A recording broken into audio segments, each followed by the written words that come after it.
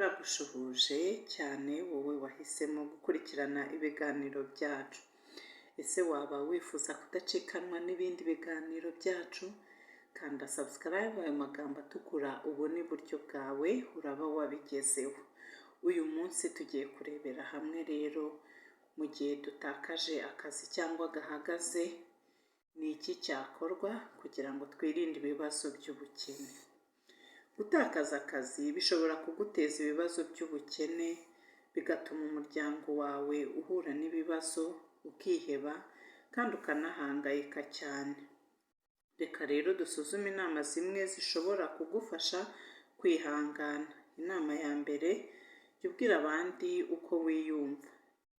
Iyo akazi wakoraga gahagaze ushobora kumva ubabaye, washobewe, ukarakara cyangwa se ukumva ntacyo kimaze. Ariko iyo ubwiye inshuti zawe n'abagize umuryango wawe uko wiyumva, bishobora kuguhumuriza. Nanone bashobora kugufasha kubona akandi kazi. Inama ya kabiri, jya wirinda guhangayika cyane. Bibiliya igira iti ntimugahangayikishwe n'iby'umunsi w'ejo, kuko umunsi w'ejo uzaba ufite imihangayiko yawo. Buri munsi uba ufite ibibazo byawo bihagije. Bibiliya idutera inkunga yo kugira umwete mu byo dukora, ariko nanone itugira inama yo kwirinda guhangayika bikabije. Kubera iki?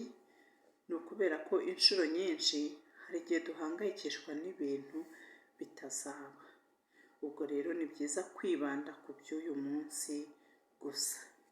Inama ya gatatu, jya ugira icyo uhindura ku buryo ukoresha amafaranga.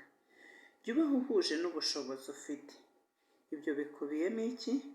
Ibyo bikubiyemo guhindura uko wari umenyereye gukoresha amafaranga, ukirinda gukoresha arenze ayo ufite.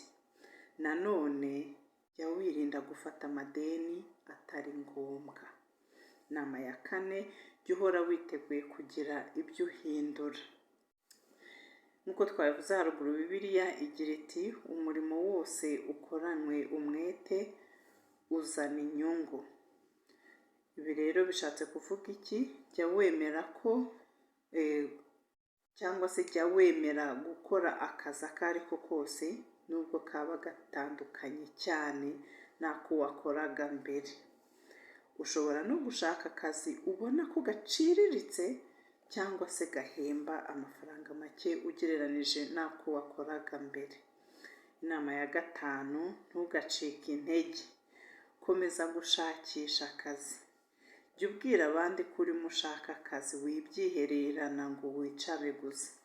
Bimenyeshe bene wanyu, abo muziranye, abo mwakoranaga ndetse n'abandi.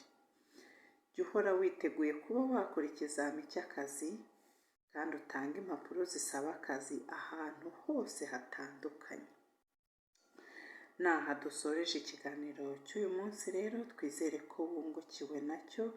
Naho ubutaha, gusa tukwibutsa ko niba wifuza kudacikanwa n'ibindi biganiro byacu, ibanga nta rindi, kanda kuri subscribe, ayo magambo atukura ubone iburyo bwawe, ubundi uraba uri kumwe natwe. Naho ubutaha rero, bye.